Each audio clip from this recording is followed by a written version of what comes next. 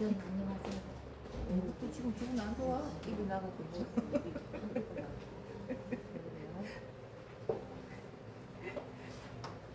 왜 기분 나빠? 어?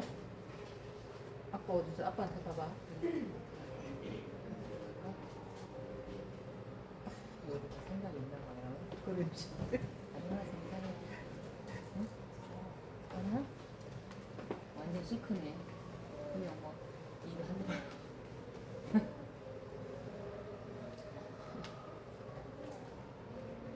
오늘 일반 얘기도 안 가고 오늘 뭐 하시지?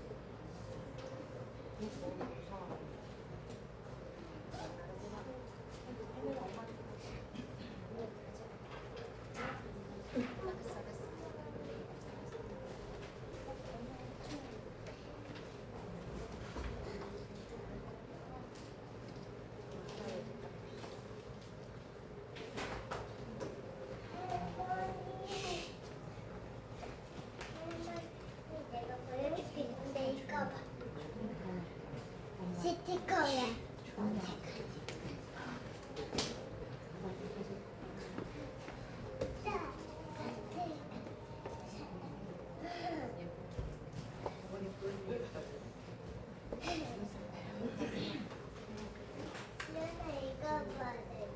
이거 붙이고 왔어. 어머니 내가 이거 붙이고 왔어. 어머니 보여주려고.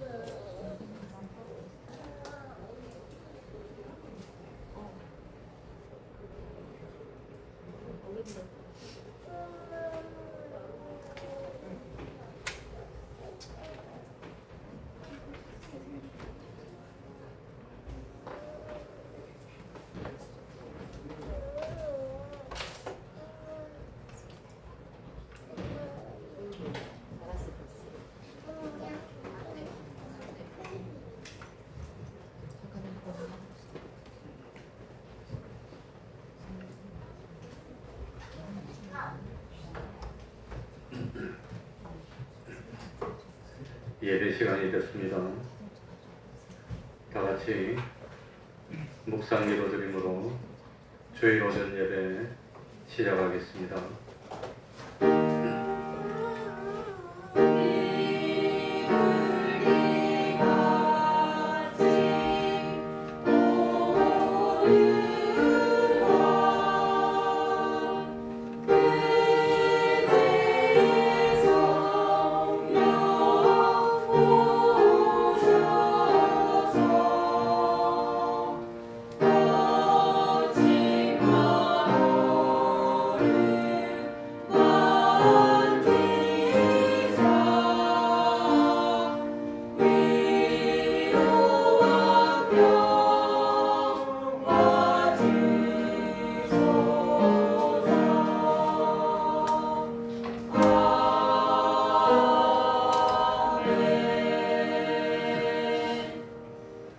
하나님 아버지, 영원토록 변함없이 우리를 사랑하여 주시고 오늘도 우리를 하나님의 전으로 인도하여 주셔서 또 이렇게 하나님께 예배드릴 수 있고 말씀의 은혜를 받을 수 있도록 하여 주셨으니 참으로 감사드립니다.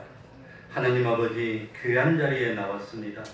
마음의 문을 열어주시고 양심의 귀를 열어주셔서 생명의 도리를 들을 수 있도록 하여 주시고 참으로 하나님을 믿는 믿음이 생겨지게 하여 주옵소서. 이때까지는 욕심대로 살았습니다. 세상의 모든 일을 내 능력으로 내 힘으로 해결하려고 노력하였습니다. 그러다가 힘들고 쓰러졌지만 이제는 주님을 만났습니다. 나의 주인이 되시고 나의 이 세상과 영혼까지도 책임지시는 사랑하여 주시는 주님께 내 모든 짐을 맡기게 하여 주시고 그리고 주님 안에서 평안을 누리고 주님이 주시는 기쁨을 누릴 수 있도록 하여 주옵소서. 주님을 믿기 때문에 참 죄를 용서받고 의롭다함을 입고 하나님과 하친된 자녀가 되고 하늘나라의 백성이 되어서 영원토록 아버지 집에서 영원히 영광 중에 거할 수 있는 저희들이 될 수 있도록 하여 주옵소서. 하나님 아버지, 세상 살면서 외롭지 않도록 하여 주시고 주님이 붙드시고 참으로 우리 주님 사랑하여 주심으로 세상에 살면서 부족함이 없도록 하여 주옵소서. 적절한 물질을 주시고 건강도 주시고 참 가족들이 화목해 하여 주시고 주님 안에서 온전한 믿음의 가정들 되게 하여 주셔서 즐거운 마음으로 원하고 원해서 하나님을 믿다가 때가 되었을 때 주님 부르시면 기쁜 마음으로 달려갈 수 있는 후회되지 않는 슬기로운 삶을 사는 저희들이 되게 하여 주옵소서. 예비하고 깨어있어 기름 준비하게 하여 주시고 많은 사람이 넓은 길로 갈지라도 참으로 등불을 밝히고 주님을 영접하는 그런 신앙 가지는 우리 태평동교회 권속들이 다 될 수 있도록 은혜 베풀어 주옵소서. 주님의 이름으로 모인 곳곳마다 하나님의 은총이 함께하여 주시기를 바라며 예수님 이름으로 기도하옵나이다. 아멘. 자리에서 일어나셔서 찬송 50장입니다. 찬송가 50장입니다.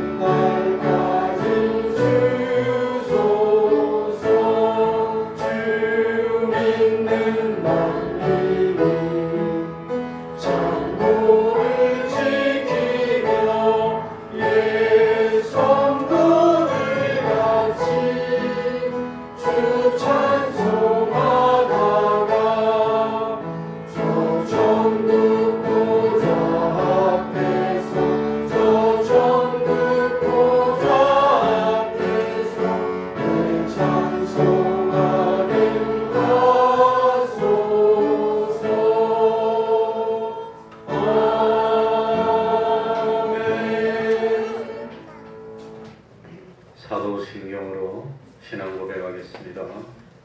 전능하사 천지를 만드신 하나님 아버지를 내가 믿사오며 그 외아들 우리 주 예수 그리스도를 믿사오니 이는 성령으로 잉태하사 동정녀 마리아에게 나시고 본디오 빌라도에게 고난을 받으사 십자가에 못 박혀 죽으시고 장사한 지 사흘 만에 죽은 자 가운데서 다시 살아나시며 하늘에 오르사 전능하신 하나님 우편에 앉아 계시다가 저리로서 산 자와 죽은 자를 심판하러 오시리라. 성령을 믿사오며 거룩한 공회와 성도가 서로 교통하는 것과 죄를 사하여 주시는 것과 몸이 다시 사는 것과 영원히 사는 것을 믿사옵나이다. 아멘. 자리에 앉으셔서 찬송가 195장입니다. 195장.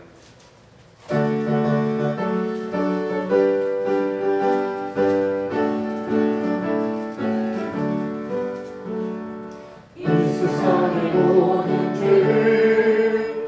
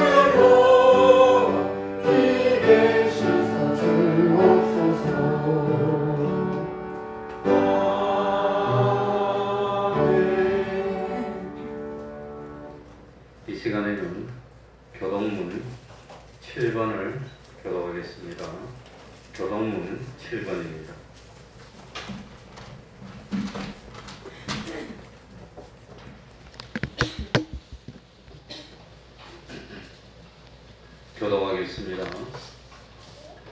하나님이여 나를 보호하소서. 내가 주께 피하나이다.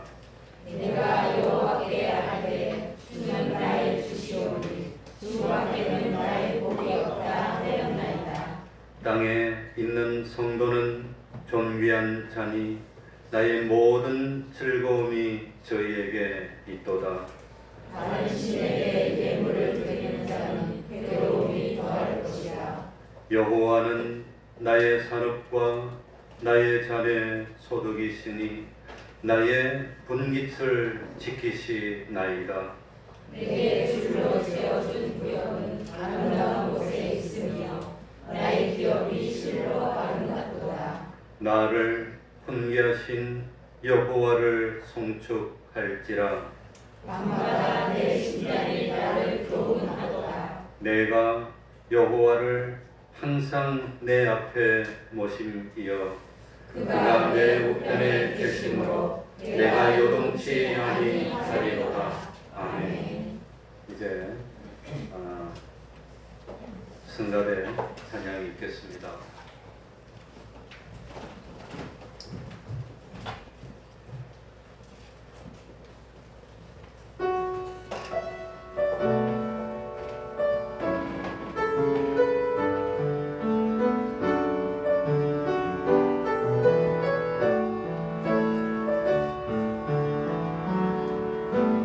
말씀 앞에서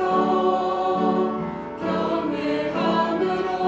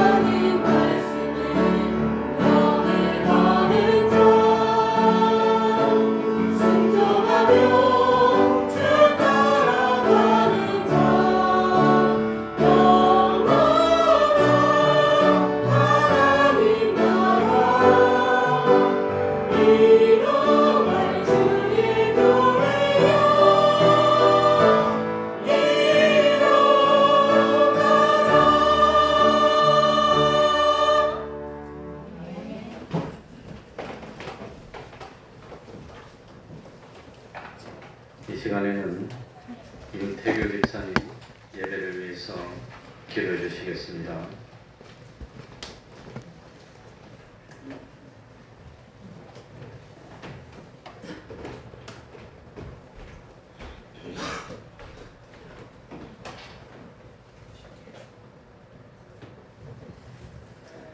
기도드리겠습니다.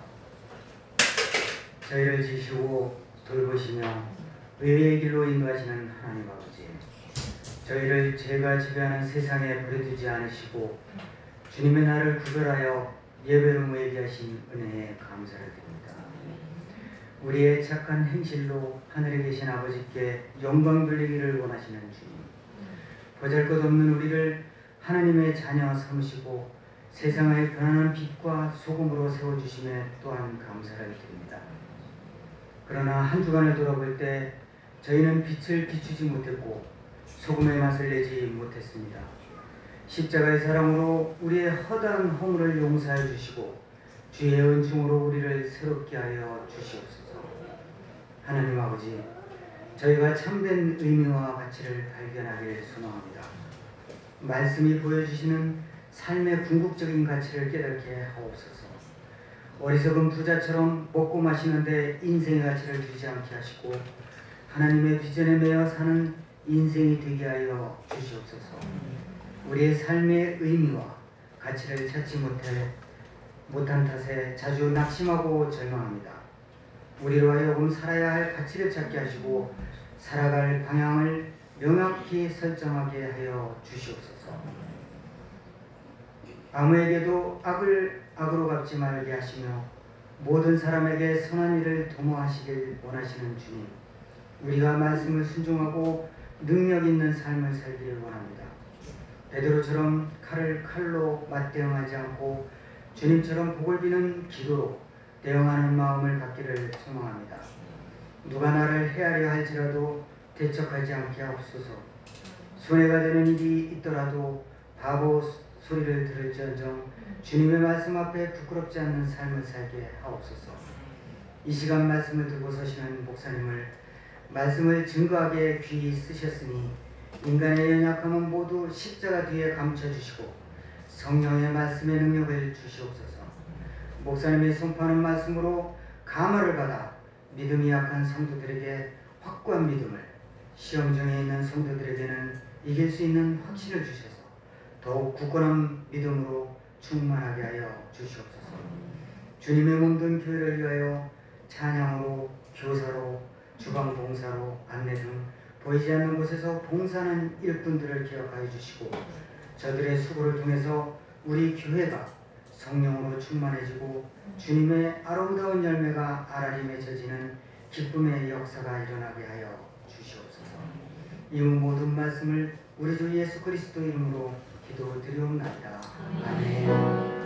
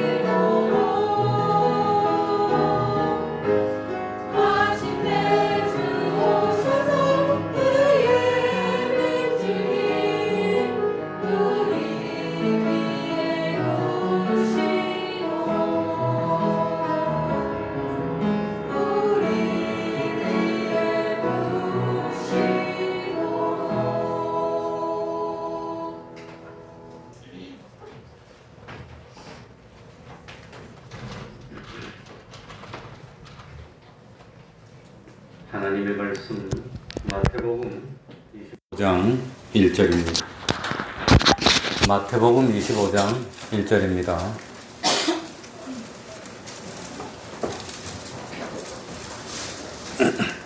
제가 읽겠습니다. 마태복음 25장 1절입니다. 그때에 천국은 마치 등을 들고 신랑을 맞으러 나간 10 처녀와 같다 하리니 그 중에 5은 미련하고 5은 슬기 있는지라. 미련한 자들은 등을 가지되 기름을 가지지 아니하고 슬기 있는 자들은 그릇에 기름을 담아 등과 함께 가져갔더니 신랑이 드디오므로 다 졸며 잘세. 밤중에 소리가 나되 보라 신랑이로다 맞으러 나오라 하매 이에 그 처녀들이 다 일어나 등을 준비할세. 미련한 자들이 슬기 있는 자들에게 이르되 우리 등불이 꺼져가니 너희 기름을 좀 나눠달라 하거늘 슬기 있는 자들이 대답하여 가로되 우리와 너희의 쓰기에 다 부족할까 하노니 차라리 파는 자들에게 가서 너희 쓸 것을 사라 하니 저희가 서러 간 동안에 신랑이 오므로 예비하였던 자들은 함께 혼인잔치에 들어가고 문은 닫힌지라. 그 후에 남은 처녀들이 와서 가로되 주여 주여 우리에게 열어 주소서. 대답하여 가로되 진실로 너희에게 이르노니 내가 너희를 알지 못하노라 하였느니라. 그런즉 깨어 있으라. 너희는 그 날과 그 시를 알지 못하느니라. 아멘.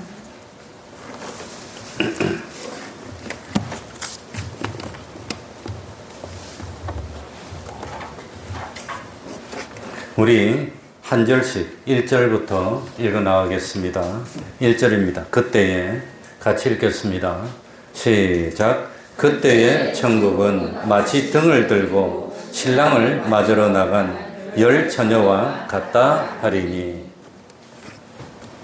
우리들이 꿈에도 그리며 소망하는 곳, 예수님을 믿는 성도들이 영원히 살 곳, 바로 그곳이 천국입니다. 힘들고 어려운 것도 없고 춥고 더운 것도 없고 병들고 늙는 것도 없고 하루 종일 땀을 흘리며 힘들게 일을 해야 하는 고통도 없이 항상 평안하고 항상 기쁘고 항상 즐겁고 영광과 존귀와 행복이 넘치는 곳이 천국입니다. 그래 우리 임 집사님이 화장실에 가시다가 넘어지셔서 뼈가 부러졌는데 천국은 그런 염려도 없는 곳입니다. 오늘 이 4층까지 올라오시는데 힘이 들었습니까? 아니면 가뿐했습니까? 그러니 저도 컨디션이 좋으면 가뿐합니다. 2계단씩 막 뜁니다. 컨디션이 안 좋으면 힘이 듭니다. 도중에 쉬고 싶습니다. 그렇게 몸이 늙어지고 낡아지는 그것도 없는 곳이 천국이라고 하는 겁니다. 그런데 이 천국은 무엇과 같느냐? 처녀들이 그렇게 이상형으로 바라던 신랑을 맞이해서 혼인잔치를 하는 것과 같다는 겁니다. 옛날에는 결혼식을 할 때 부끄러워서 얼굴도 안 들고 이렇게 뭐 그냥 있는데 요즘은 결혼식 하면 신랑도 어떻게 합니까? 빵긋빵긋빵긋. 신부도 어떻게 합니까? 부끄러움 없어요. 빵긋빵긋빵긋 웃어. 그렇게 결혼식 할 때 좋다고 하는 겁니다. 그러니 천국은 그 신랑을 맞이해서 기분이 너무너무 좋고 행복해서 그 빵긋빵긋 웃는 혼인잔치 같다고 하는 겁니다. 아마도 처녀들이 꿈에도 그리던 원하던 그야말로 백마 타고 오는 신랑, 자기를 영원토록 행복해 주고 책임져 줄 바로 그 신랑을 맞이해서 혼인잔치를 여는 인생 최고의 기쁨을 누리는 순간, 바로 그것이 천국과 같다는 겁니다. 그래서 행복이 넘치고 기쁨이 넘치고 아무리 참으려고 해도 안 돼. 가만히 있는데도 기쁘니까 저절로 웃음이 막 나와가지고 막 웃어요. 얼굴에 그냥 뭐 웃으라고 안 해도 웃음꽃이 활짝 피는 참 그 미소가 생기는 혼인잔치, 그 순간이 천국과 같다고 하는 겁니다. 그렇다면 10 처녀는 모두가 누구를 기다리고 있지요? 신랑을 기다리고 있습니다. 그러니까 신랑은 누구시지요? 우리 주님이라면 10 처녀는 주님을 기다리는 누구라 말입니까? 성도라고 할 수 있다고 하는 겁니다. 그런데 이 열 처녀는 나름대로는 참 준비를 해서 신랑 오기를 기다리고 있습니다. 예수를 믿고 믿음 생활을 하고 있는 우리들이 참 온전한 천국이 이르기를 기다리는 것과 같습니다. 그러니까 처녀가 신랑을 맞이하고 혼인잔치에 참석하는 것이 오늘 우리들이 그야말로 기다리고 기다리던 하늘나라에 들어가서 기쁨을 누리는 그것과 같다고 하는 겁니다. 처녀의 소원이 뭘까요? 처녀의 소원이. 처녀의 소원이 뭡니까? 그 백마 타고 오는 자기를 영원히 행복하고 왕비처럼 만들어줄 신랑을 뭐 하는 겁니까? 맞이해서 결혼식을 올리는 겁니다. 그러면 그 순간 뭡니까? 팔자가 탁 바뀌는 그게 참 천국이라고 하는 겁니다. 그러니까 처녀의 소원은 다른 데 있는 거 아닙니다. 돈 좀 벌어봐야 뭐 하겠습니까? 뭐 좀 이렇게 저렇게 하면 뭐 하겠습니까? 이 처녀의 소원은, 처녀의 희망은 오로지 나를 영원토록 책임져줘. 나를 영원토록 무한히 행복하게 만들어줘. 나를 이제부터 영원토록 손에 물 한 방울도 안 마치고 그야말로 땅바닥으로 발을 밟을 필요도 없이 그냥 공중에 떠서 날아다니면서 행복을 누릴 수 있게 영원토록 만들어줄 그 신랑을 맞이하는 그것이 처녀의 소원이라고 하는 겁니다. 그러니까 처녀는 돈을 많이 모아도 소용이 없어요. 내가 옛날에 말 들어보니까 우리 집사님 중에서 사장님이 계셨어요. 뭐 큰 회사는 아니고 직원이 한 30몇 명 되는데 그런 회사는 얼마나 잘해주는지 20년 30년 지나도 직원들이 안 나가. 전부 다 20몇 년 된 오래된 직원들만 가득 있는 그런 회사 사장님이 있었는데 얼마나 잘해주는지. 그런데 이 직원들이 내가 예배 인도하러 한 번씩 가면 사장님이 부부 싸움하고 온 날은 딱 다 표가 난대 그냥. 부부 싸움하고 말 안 해도 딱 표가 난대 그냥 들어오면서 그냥. 그러니까 이 뭡니까? 처녀는 돈 모아도 신랑 없으면 행복하지 않아. 뭐 회사에서 승진해도 신랑이 없으면 행복하지 않아. TV 보니까 어떤 젊은 아내가 있는데 이 자기 남편이 6시에 퇴근해서 집에 짱 와야 되는데 안 오더라고요. 안 오고 7시, 8시 온다니까 화가 나가지고 전화도 끊어버리고 안 받고 씩씩거리던데 그래가지고 완전히 토라졌는데 남편이 짱 들어오니까 화가 탁 풀리더라고요. 딱 보는 순간 탁 풀리더라고요. 그게 뭡니까? 혼인잔치라고 하는 겁니다. 혼인천국이라고 하는 겁니다. 그래서 어쨌든지 처녀는, 신부는 신랑을 맞이하지 못하면, 처녀가 아니고 신부입니다. 신부는 신랑을 맞이하지 못하면 실패라고 하는 겁니다. 그러니까 이 처녀는 모든 정성, 모든 노력을 어디에 기울여야 되느냐? 자기를 영원히 책임져주고 자기를 영원히 행복하게 만들어주는 누구를 맞이해야 됩니까? 신랑을 맞이하는데 노력을 기울여야 되는 겁니다. 결혼식을 앞두고 이 신랑을 맞이할 그런 준비를 해야 되는데, 그런데 이 참 신랑을 맞이하는데 꼭 필요한 게 뭐냐? 뭐가 필요하지요? 등불을 들고 뭘 밝히는 거? 불을 밝혀야 신랑을 맞이할 수 있답니다. 이 등불은 뭐 하는 데 쓰는 겁니까? 불을 밝히는 데 쓰는 겁니다. 저는 어릴 때 부산에서 태어나서 컸지만 우리 옆집이 전기가 안 돌았어요. 그러니까 아마 무슨 문제가 있었는지 전기가 안 돌아가지고 우리는 그래도 전기불을 쓰는데 옆집은 호롱불을 쓰더라고요. 그 호롱불을 내가 많이 봐서 압니다. 딱 이렇게 딱 불을 붙이고, 또 호롱불 아니면은 접시 같은데 기름을 담고 심지를 내가지고 불을 붙이고 불을 밝히더라고요. 그런데 그러면 그 불이 탁 꺼질 때 냄새가, 거름이 굉장히 납니다. 냄새가 지독합니다, 그거. 저는 그거 경험해 봤습니다. 그러니까 이 등불은 불을 밝혀야 되는데, 불을 못 밝히면 등불은 이 불을 밝힐 수 없다면 어떻게 합니까? 사람들이 버립니다. 못 쓰는 거 말 버리지 그냥. 그러니까 이 등불은 참 뭐 하는 데 씁니까? 불을 밝혀서 어둠을 물리치고 등불을 밝히면 신랑을 영접한다는 겁니다. 그래서 기쁨을 누리는 겁니다. 그러니까 이 신부들이 등을 가지고 신랑을 맞이해야 한다면 제일 먼저 해야 되는 일이 뭡니까? 등을 소재하고 등을 청소하고 언제든지 불을 밝힐 수 있도록 딱 준비를 하고, 그 다음에 제일 중요한 게 뭐지요? 기름입니다. 기름.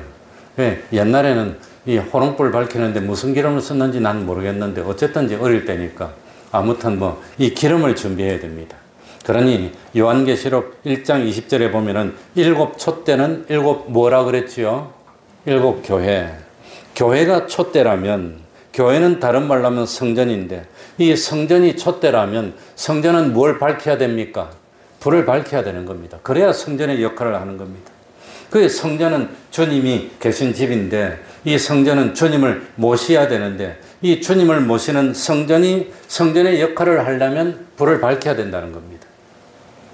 그래서 처음 사랑을 잃어버린 에베소 교회에게는 뭘 옮기겠다고요? 촛대를 옮기는 것은 교회가 안 된다는 겁니다. 사랑이 없으면 교회는 성립하지 않습니다. 우리 태평동 교회가 되기 위해서는 주님의 대속의 공로를 입어야 교회가 되는 겁니다. 그래야 교회가 거룩해지고 죄인이 들어오면 죄를 용서받을 수 있고 대속의 공로가 있어야 불의한 사람이 들어오면 의인으로 변화될 수 있고 그리고 참 마귀 아래서 신음하던 사람인데 이 주님의 대속의 공로가 있어야 그 교회 들어오면 마귀의 손아귀에서 벗어나고 하나님의 자녀가 되고 천국 시민이 되니까 이 교회는 주님의 대속이 있어야 되는 겁니다. 불을 밝히는 게 아마 주님의 대속을 입는 것이 아닌가 그렇게 생각이 됩니다. 어쨌든지 불을 밝히지 못하면 이제는 교회가 안 되는 겁니다. 그러니까 이 신랑을 기다리는 이 신부가 제일 힘을 써야 되는 것은 뭐지요? 등불을 준비해서 항상 오면은 뭐 해야 됩니까? 불을 탁 밝혀야 되는 겁니다. 등불을 탁 밝혀야 되는데 등불이 뭡니까? 안 켜지면 어떻게 됩니까? 재미가 없으니까 뭐 나는 재미나는데 모르겠습니다. 그러니까 MTBF라는 것입니다. MTBF 그게 뭐냐? Mean Time Between Failure.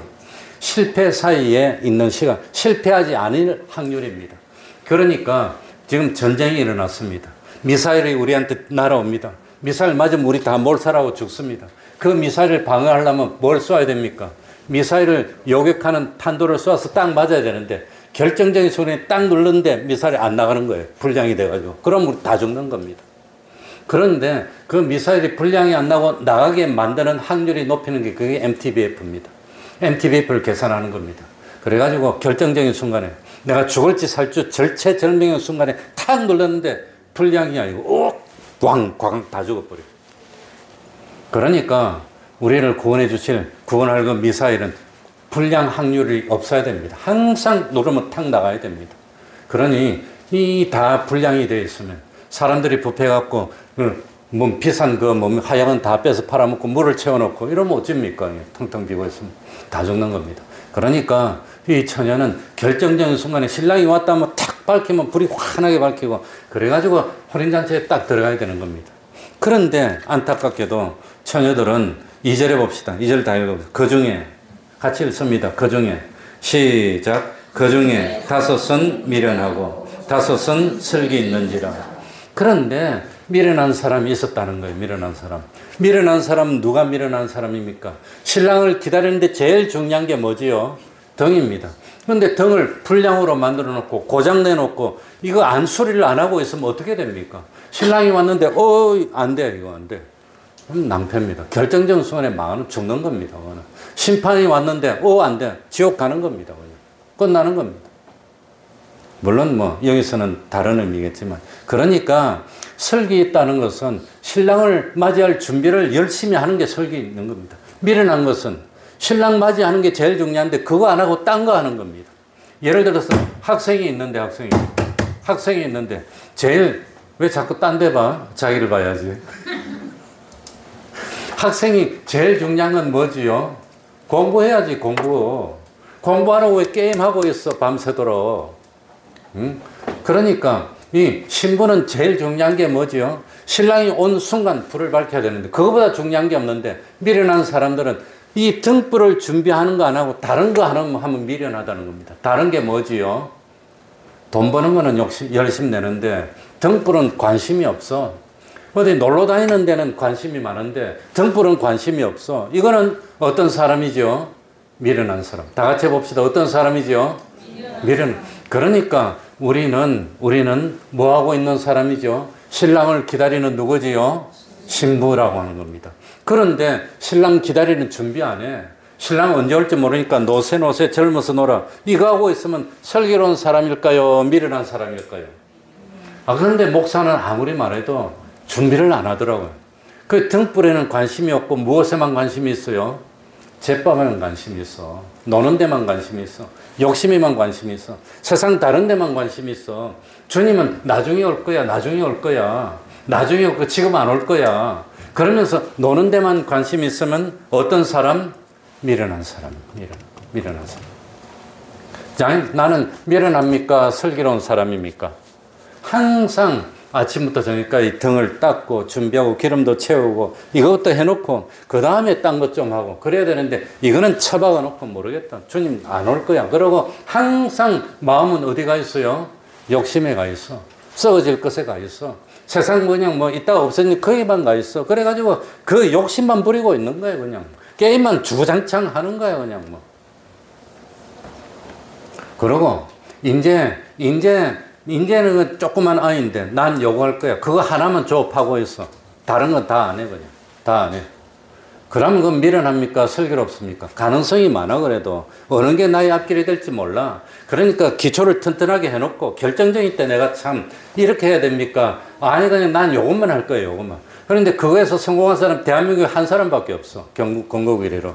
근데 난 그것만 할 거예요. 그럼 슬기롭습니까? 미련합니까? 대한민국에 직장 생활에서 잘 사는 사람은 수백만 명이야. 그런데 그거에서 잘 사는 사람은 10명도 안 돼. 대한민국 전체에. 그럼 뭐 해야 됩니까? 물론 뭐. 그러니까 나는 미련할까요? 슬기로울까요? 슬기롭다면 신랑을 기다리는 신부는 무엇이 프라이오리티 넘버 1이지요? 제일 우선순위 1번이 뭐지요? 등을 준비하고 기름을 준비하는 겁니다. 그러니까 항상 기름을 준비하고 등을 준비하고 불을 밝히는 준비를 해야 되는데 그런데 신랑은 나중에 올 거야. 지금 안 와. 아직 멀었어. 아직 안 와. 그러면서 항상 마음은 썩어질 것, 물질, 세상 욕심 그게 다가 있는 거예요. 그게 다. 그래서 3절입니다. 미련한 자들은 3절 다 같이 읽겠습니다. 시작. 미련한 자들은 등을 가지되 기름을 가지지 아니하고 이게 문제입니다. 기름이 없어. 기름 없어. 기름 심지에 묻어있는 것만 좀 캐도 조금은 타요. 조금만 타다가 조금 있으면 뭐가 올라오기 시작해요.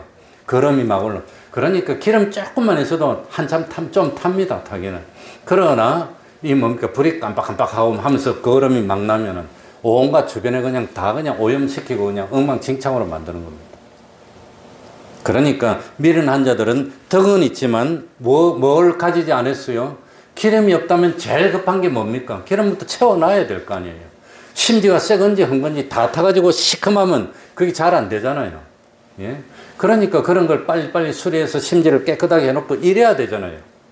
그런데 미련한 자들은 등을 가지되 기름을 가지지는 아니하고 아마도 등에 기름이 약간 바닥에 있었을지 몰라. 약간 있어서. 그러나 뭐 신랑이 안 오니까 그냥 처박아 놨어. 그냥 뭐. 아예 녹이 피가지고 그리 돼 있었을지도 몰라. 그러나 슬기로운 자들은, 자, 4절입니다. 슬기 있는 자들은 그릇에 기름을 담아 무엇과 함께 가져갔더니 그러니까 호롱불 보면 호롱불 밑에가 이게 기름통이 한 5, 6cm 될까 동그랗게 요렇게 되어 있고 구리로 만들어 갖고 그 다음에 이 몸 심지가 요리되어 있고 위에 요리로 딱 막아놔서 딱 들게 되어 있습니다. 호롱불이. 그런데 아마도 참 슬기로운 자들은 이 몸 기름통에 기름을 가득 채우고 그 다음에 스페어통이 하나 더 있어. 거기 기름을 채워가지고 같이 가져가. 그래서 이 기름 다 달으면 탁 바깥 끼면 돼요. 그러면 계속 탈 수 있어. 몇 시간이고 탈 수 있어요. 그런데 미련한 자들은 신랑이 안 오니까 기름 조금 남아있는데 이것만 해도 돼. 나중에 미련한 자들의 특징이 뭐냐. 그때 가서 하면 된대. 그때 가서. 미련한 자들의 특징이 뭡니까? 그때 가서 하면 돼. 그때 닥치면 돼. 미리 준비를 안 해. 그러니까 그때 가서 신랑이 온다는 뭐 소식이 있다든지 뭐 하면 재빨리 가서 탁 준비하면 되지. 지금은 인생을 즐기고 그때 가서 안 돼. 그때 가서 취직부터 해놓고 그 다음 돈부터 벌어놓고 이거부터 해놓고 세상부터 해놓고 그때 가서 하면 되지 않냐. 하나님이 무엇이 여김을 받지 않는다 그랬지요? 만홀히 여김을. 하나님이 우리 인간보다 어리석게 그때가 살려면 탁 그 전에 오지. 나 같아도 그러겠어. 나 같아도. 뭐 그냥 뭐 하나님이 그리 어리석겠습니까? 그러지 않다고 하는 겁니다. 그게 문제입니다. 그게. 그러니까 미련한 사람들은 그때 가가지고 급할 때 힘들 때 신랑이 온다 하면 그때 가서 얼른 그럼 채우고 뭐 하면 되는 거지. 그렇게 생각한다는 겁니다. 그러면서 지금은 염려할 거 없어. 염려할 거 없어. 뭐부터 하면 돼? 인생 즐기는 거야. 인생 즐기는 거야. 그냥 뭐 하면 돼. 그냥 하면 돼. 아유, 귀찮고 그럼 말라고 자꾸 그래 샀나 그냥. 뭔 잔소리를 해야 돼. 우리 목사님은 생각만 해도 재수 없어 그냥. 아이 밥맛 떨어져 그냥. 그럴 것 같아 그냥. 보기만 하면 뭘 해야 돼? 잔소리. 목사가 원래 잔소리가 직업인데 어쩔 거예요. 그러니까 미련한 자들은 신랑을 맞이할 준비하는 데 힘쓰는 것이 아니라 지금 노는 데 힘쓰는 겁니다. 지금 노는데. 똑같지 않습니까? 나중에 어떻게 될까? 너 나중에 어떻게 될 거니? 나중에는 뭐 나중에 뭐 어찌 될 건 모르겠다. 지금 노는 데 힘쓰는 것은 미련한 사람들입니다. 미련한 사람들. 그러니까 슬기로운 사람들은 지금 노는 것보다도 준비하는데, 슬기로운 사람들은 항상 준비가 되어 있습니다. 5절입니다. 결정적으로 5절. 신랑이 어떻게 오므로 더디 오므로 기다리다가 지쳤습니다. 다 졸며살세. 어려우면 다 존다는 겁니다. 완벽한 사람은 없습니다. 힘들고 기다리다 지치면 조는 겁니다. 근데 제가 생각할 때는 졸며잘세, 여기에 숨어있는 뜻이 뭘까요? 숨어있는 뜻이 뭘까요? 다 졸며잘세. 여기에 숨어있는 뜻이 뭘까요? 지금이라도 기회가 있다는 겁니다. 지금이라도 뭐 할 기회가 있어요? 기름 준비할 기회가 있어. 그러니까 졸 때 졸리지만 어렵지만 힘들지만 박차고 일어나서 지금이라도 준비했으면 되는데 졸린데 피곤한데 뭐 자버리는 겁니다. 자버리는 거. 그래서 공부 못하는 사람의 특징 뭐라 그랬지요? 나는 머리는 좋은데 안 해서 그렇대. 하면 얼마든지 할 수 있대. 근데 그거 안 한 것이 5년 10년 쌓이면 하려고 해도 안 돼. 3년만 1년만 쌓여도 하려고 해도 안 돼. 할 때 해야 되는데 나중에 하려고 하면 안 돼. 그래서 내가 딱 관찰했어요. 관찰해. 공부 못하는 사람들의 특징. 공부하려고 앉아가지고 공부는 안 하고 뭐만 한다? 계획만 세운다. 시간표 짭니다. 딱 이제 1시간 뭐 수학하고 그 다음에 시간표만 따고 오늘은 놀자. 내일부터. 내일 되면 오늘 또 놀자. 내일부터. 우리 아이들이 그러더라고. 넌 왜 이리 망쳤니? 엄마, 아빠. 다음에 잘할게. 중학생 되면 잘할게. 고등학생 되면 잘할게. 다음부터 잘할게. 그게 40살 돼도 다음이에요. 50살 돼도. 예수 믿는 것도 똑같아. 다음에 충성할 때 다음에. 아직 멀었어. 돈 좀 더 벌고. 아이들 장가 시집 보내놓고 다음에 잘할게. 다음에 충성할게. 늙어도 그래. 다음에. 항상 그래요. 그래서 마귀의 작전이 뭡니까? 오늘 할 일을 언제로 미루자? 다음으로 미루자. 이게 마귀의 작전입니다. 마귀 작전. 항상 다음입니다. 크나 작으나. 그래서 제가 생각할 때는 신랑이 더디 오므로 노아가 홍수 심판할 때 홍수 심판 전에 무드셀라가 969년 살았다는데 왜 더디 오느냐? 한 명이라도 더 회개하고 한 명이라도 더 건질까 봐. 여기도 신랑이 더디 온 것은 다른 의미도 있지만 그래도 참 미련한 자들에게 기회를 주고 싶어서 그러지 않았을까 그 생각을 하는 겁니다. 힘들었습니다. 다 더디 오므로. 그러니까 참 드디어 참 다 졸며 잘 때 뭡니까? 6절 다 같이 읽어봅시다. 6절입니다. 밤중에 다 같이 읽습니다. 시작. 밤중에 소리가 나되 보라 신랑이로다 맞으러 나오라 하매. 그러니까 참 밤중에, 여기 밤중은 영어로는 뭡니까? 애터나이트가 아니고 미드나이트입니다. 그러니까 번역이 잘못됐습니다. 한밤중에 이렇게 해야 됩니다. 한밤중에. 우리말은 그냥 밤중이라고 했는데 한밤중입니다. 미드나이트. 한참 밤중이 됐을 때, 죄악이 관영할 때, 어두움은 죄악을 상징하고 이 뭡니까? 빛은 참 진리를 상징하고 우리 주님을 나타내니까 한밤중이 됐을 때 너도 죄짓고 나도 죄짓고 너도 돈이 채우고 나도 돈이 채우고 이럴 때 그러니까 참 이 뭡니까? 신랑이 한밤중에 온 이유는 뭐라고 생각할까요? 뭘까요? 뭘까요? 물론 참 기회를 더 주려고 했는데도 불구하고 그래도 끝까지 기회를 줬는데 뭐하지 않은 사람, 회개하지 않은 사람, 한밤중에 온 이유는 슬기로운 자와 미련한 자를 완전히 구별하기 위해서 한밤중에 왔다는 겁니다. 한밤중에. 그러니까 슬기로운 사람의 슬기로움이 완전히 드러날 수 있을 때 미련한 자들이 기회를 아무리 줘도 기회를 줘도 회개하지 않고 이제는 안 되겠다 했을 때가 한밤중인 것 같습니다. 그러니까 아마도 실제로 주님이 재림하실 그때도 뭡니까? 노아의 때와 인자의 임할 때가 같다였습니다. 노아의 때는 죄악이 관영했습니다. 그러니까 죄악이 관영해서 너도 죄짓고 나도 죄짓고 사람들 다 죄짓는데 뭐 나 한 사람 뭐 그런다고 어떠랴. 다른 많은 사람이 죄진다고 따라가면 안 됩니다. 노아 때 구원 얻은 사람이 몇 사람밖에 없었어요? 8사람. 그때 노아 때는 아마도 900년 정도 살았으니까 지금보다 9배를 더 사니까 인구가 지금처럼 많았을 거 아닌가. 그런데 다수가 다 죽어도 하나님은 눈도 깜짝 안 했습니다. 한 가족만 그만큼 하나님은 사랑을 베풀다가 심판할 때가 되면 냉정합니다. 우리는 온정으로 아이고 못 보겠다 너도 해줄게 온정으로 너도 해줄게 그러지만 하나님은 때가 됐을 때 냉정하게 딱 잘라서 안 열어주는 겁니다. 안 열어줍니다. 자, 7절 8절 다 같이 읽어봅시다. 7절 8절입니다. 이에 다 같이 읽습니다. 시작. 이에 그 처녀들이 다 일어나 등을 준비할세 미련한 자들이 슬기 있는 자들에게 이르되 우리 등불이 꺼져가니 너희 기름을 좀 나눠 달라 하거늘. 그러니까 7절에 보면 처녀들이 다 일어났습니다. 등을 준비했습니다. 그래가지고 5명씩 양쪽으로 섰는지 옆으로 이렇게 횡으로 섰는지 모르지만 서가지고 아마 등불에 불을 다 밝히고 이제 딱 단장하고 신랑이 딱 오면 들어가려고 했을 겁니다. 그런데 신랑이 막바로 팍 나타납니까? 신랑이 오면 우리 대한민국도 보면 뭘 줘야 됩니까? 못 들어오게 딱 방해를 하잖아요. 오징어 같은 거 쓰고 얼굴에 뭐 주라 해갖고. 그러니까 뭐 그런 거 하면서 신랑이 하면서 시간을 좀 끄니까 그 사이에 미련한 자들의 등불이 어떻게 된단 말입니까?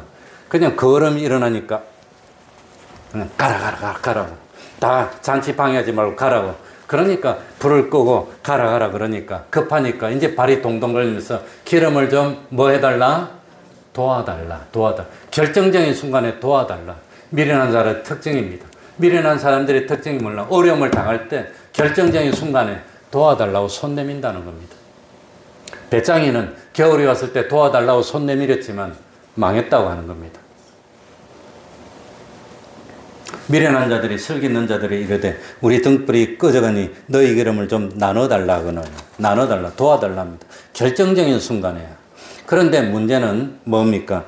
등불이 꺼져가니 8절에 등불이 꺼져가니 이게 뭡니까? 현재 진행형으로 되어 있습니다. 지금 막 꺼져가고 있는 겁니다. 지금 현재는 등불이 붙어 있는데 꺼져가고 있다는 겁니다.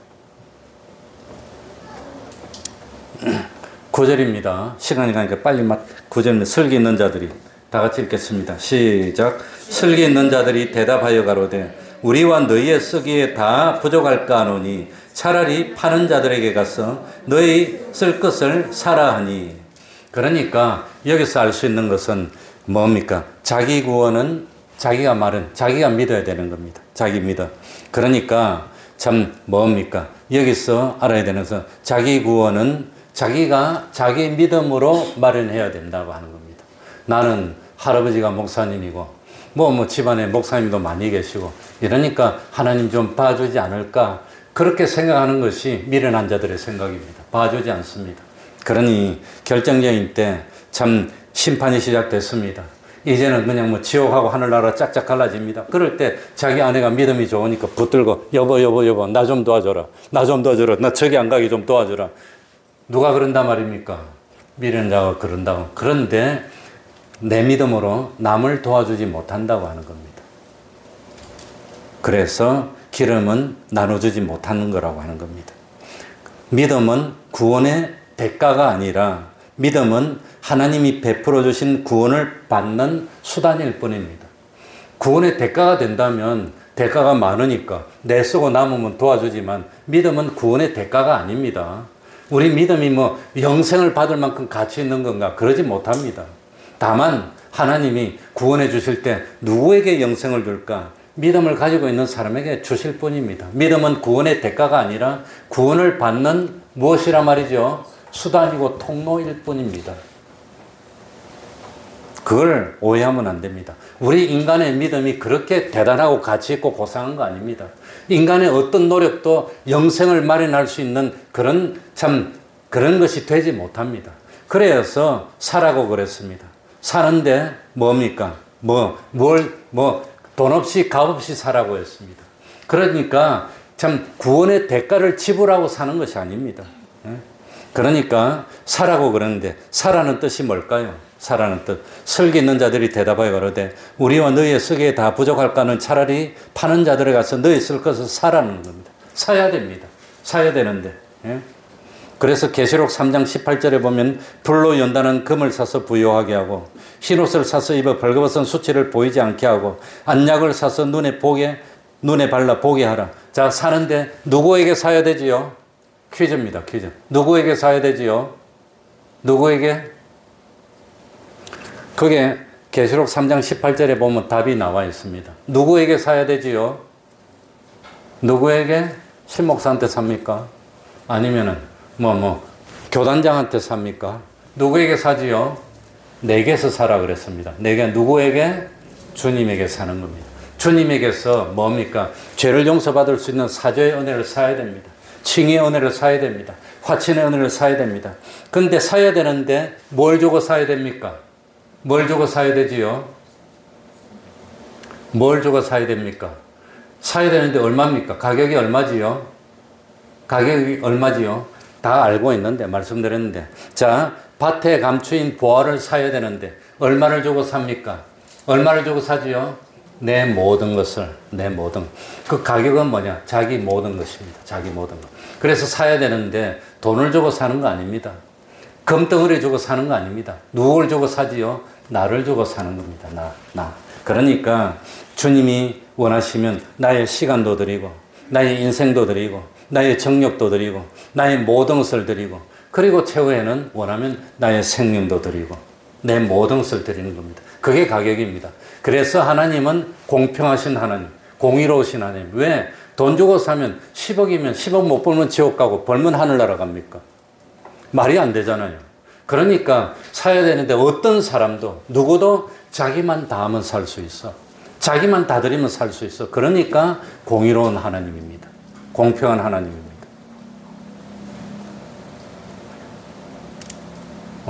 안 된다. 소리가 안 들려.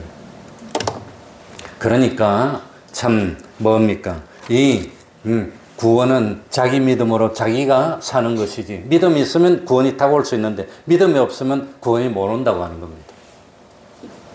10절입니다. 읽어봅시다. 10절. 저희가 사러 간 동안에 다 같이 읽습니다. 시작. 저희가 사러 간 동안에 신랑이 오므로 예비하였던 자들은 함께 혼인잔치에 들어가고 문은 닫힌지라. 그러니까 사러 간 동안에 살 수 있는 기회가 있을 때 사야 됩니다. 기회가 지나가면 끝난다고 하는 겁니다. 기회가 지나가면 안 됩니다. 그러니까 뭐 하고 있으라? 여기 10절에 보니까 뭐 하였던 자들은? 예비하였던 자들은. 미리 예비한 거 가지고. 그래서 구원을 이루는데 벼락치기는 없다는 겁니다. 구원을 이루는데 벼락치기는 없습니다. 물론 하나님은 달란트대로 원하십니다. 달란트대로. 주신 대로 원하는 거지만 야, 평생 놀다가 마지막에 야, 암 걸려가지고 며칠밖에 안 남았대. 열심히 전도하고 성경 읽고 주여 하기합니다. 이래가지고 뭐 믿음이 있으면 기본권 받겠지만 그래가지고 온전한 하나님의 형상을 이룰 수 없다는 겁니다. 뿌린 대로입니다. 그리고 행한 대로 갚아주는. 평상시에 얼마나 믿었나, 얼마나 열심히 했나, 평상시에 나를 얼마나 하나님을 위해서 헌신했나, 그거 가지고 옵니다. 그거 가지고. 그래서 참 11절 12절 그 후에 남은 처녀들이 와서 주여 주여 우리에게 열어주소서. 대답하여 그러되 진실로 너희에게 이르노니 내가 너희를 알지 못하노라 하고 문이 닫히고 안 열었다는 겁니다. 13절입니다. 마지막입니다. 다 같이 읽고 마치겠습니다. 그런즉 같이 읽습니다. 시작. 그런즉 깨어있으라. 너희는 그날과 그 시를 알지 못하느니라. 깨어있으라고 비슷한 말이 뭘까요? 비슷한 의미로 쓰인 말이 뭘까요? 깨어있으라고. 깨어있으라고 하고 비슷한 말이 뭐지요? 오늘 본문에서 찾는다면, 항상 본문에서 찾는다면 깨어있으라. 뭐하고 있으라? 예비하고 있으라. 그러니 하나님이 평상시에 어떤 삶을 살았느냐, 평상시에 어떻게 했느냐, 평소에 매일 새벽 기도하고 평소에 찬송하고 평소에 전도하고 평상시에 뿌린 대로 하나님이 응답해 주신다고 하는 겁니다. 그러니까 평생 나는 지난 한평생 동안 어떤 삶을 살았습니까? 맨날 놀았습니다. 마지막 한순간에 반짝 벼락치기 없습니다. 행한 대로 갚아주십니다. 그렇다면 마지막에 혼인잔치에 들어가지 못한 미련한 5 처녀는 지옥으로 갔을까요? 안 갔을까요? 지옥으로 갔을까요? 하늘나라로 갔을까요? 정답은 하나님만 압니다. 우리는 모릅니다. 그러나 미련한 처녀들도 뭘 가지고 있습니까? 등을 가지고 처음에 뭘 밝히고 있었지요? 등불을 밝히고 꺼져가는 것이 시제가 뭐라 그랬지요? 현재 진행형이에요. 불이 처음부터 완전히 말랐거나 뭐 기름이 없으면 딱 붙이면 시커멓게 연기가 납니다. 불이 안 탑니다. 그러나 처음에는 불이 타고 있었으니까 그래도 하나님을 믿는 믿음은 있었다고 보는 겁니다. 그러니까 불쌍하니까 기본구원, 지옥 보내는 건 너무 심하잖아요. 영원히. 그러니까 기본구원은 받았다고 생각합니다. 그러니 혼인잔치에 참여했다는 것은 부분의 행위들에 대해서 하나님이 함께하여 완성으로 인친 구원의 부분적인 완성을 이룬 것을 의미한다고 하는 것으로 생각이 됩니다. 그래서 비교했을 때 마태복음 25장에 나오는 열처녀 비유와 마태복음 22장에 나오는 혼인잔치 비유와 다른 점은 뭐냐? 혼인잔치에는 들어갈 때 뭘 입었어요? 흰옷을 입었어. 대속을 입었다는 겁니다. 흰옷을 입지 못한 사람은 바깥 어둠에 버려졌으니까 그건 지옥입니다. 그건 지옥이지만 여기서는 그런 뭡니까? 참 22장에서는 택함을 입지 못했다는 언급이 나오지만 여기서는 그런 것이 없으니 열처녀 비유는 결론적으로 건설 구원에 관한 내용으로 생각이 됩니다. 그러니까 평상시에 열심히 한 대로 하나님은 하나도 빠지지 않고 냉수한 것에서 수고도 빠지지 않고 다 영원한 것으로 상을 주시니까 평소에 열심히 준비하고 믿는 여러분들이 되기를 바랍니다. 통성으로 기도드리겠습니다.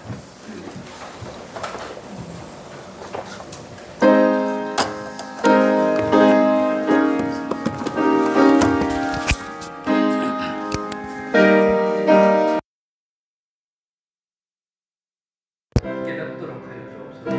평상시에 깨어 준비하고 열심히 하시니까 저희들이 되게 하여 주옵소서.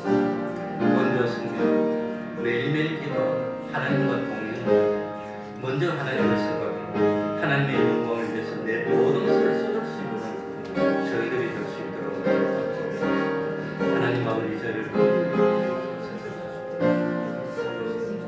아버지 하나님의 온전한 정권을 이룰 수 있는 하나님 아버지 우리 태풍동교를 기억하시고 주님의 말씀을 보시고 찬송 올리겠습니다. 찬송가 340장입니다.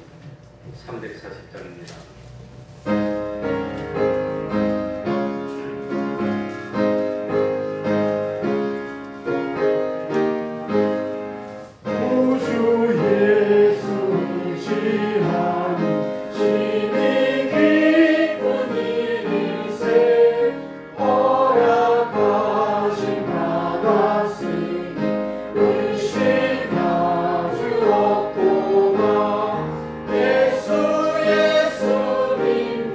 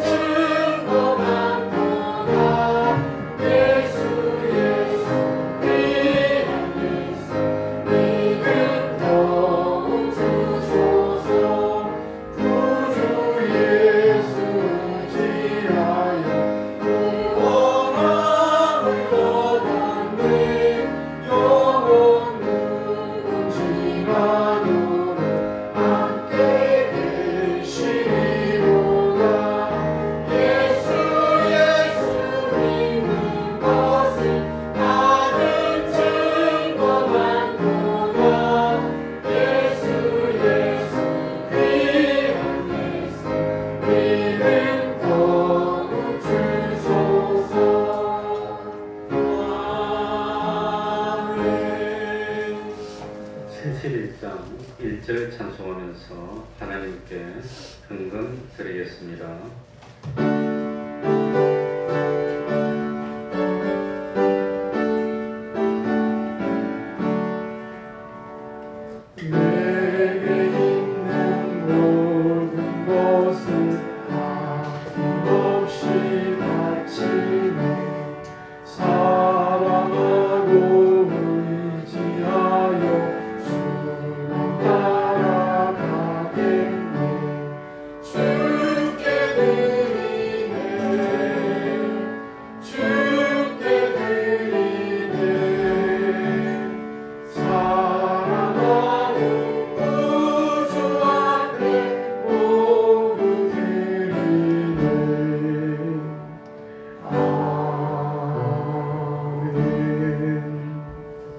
모자란 자를 일꾼 삼아주시니 감사합니다. 수리로 감사드립니다. 하나님 나라의 일꾼으로 살게 하시니 감사합니다. 사랑으로 품어주시고 인도하시는 주님의 은혜 감사를 드립니다. 기도하겠습니다. 하나님 아버지 감사드립니다. 우리를 슬기 있는 처녀와 같은 그런 삶을 살 수 있는 자로 만들어 주셔서 깨우쳐 주시고 감동으로 역사하여 주옵소서. 참으로 인생의 첫 열매를 하나님께 드릴 수 있는 그런 삶을 살게 해주시고 항상 깨워서 아침에 눈을 뜨면 먼저 기도하고 성경 읽고 하루를 하나님과 의논하는 참 깨워서 삶을 사는 저희들이 되어 결정적인 순간이 되었을 때 염려하지 않고 기쁨으로 주님께 달려갈 수 있는 그런 삶을 사는 저희들이 되게 하여 주옵소서. 우리 임 집사님 지금 수술하고 회복 중에 있습니다. 참 하루속히 회복하여서 참 함께 예배드릴 수 있도록 하나님 아버지 치료의 광선을 발하여 주시옵소서. 우리 모든 사람들이 항상 깨어 하나님께 영광 돌리고 빛과 소금 될 수 있도록 은혜 베풀어 주시옵소서. 예수님 이름으로 기도하옵나이다. 아멘.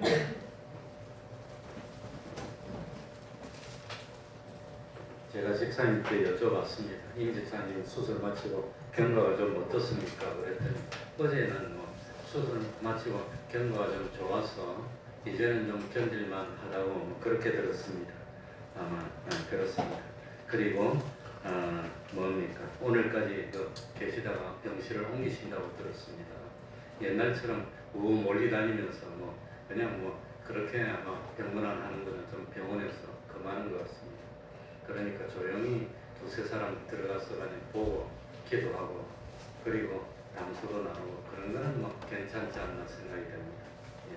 매일 30분 기도, 성경 읽기, 전도하기, 가정예배를 생활합시다.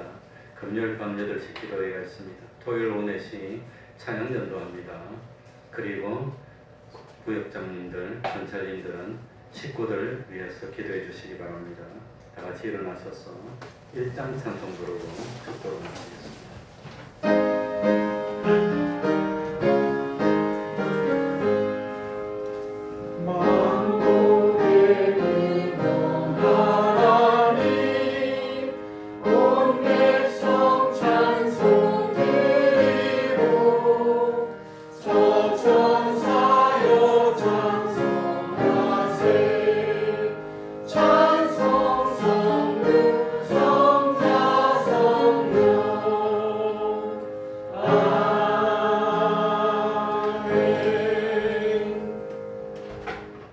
우리 주 예수 그리스도의 은혜와 하나님 아버지의 사랑하심과 성령님의 교통하심이 항상 함께하기를 축원하옵나이다. 아멘.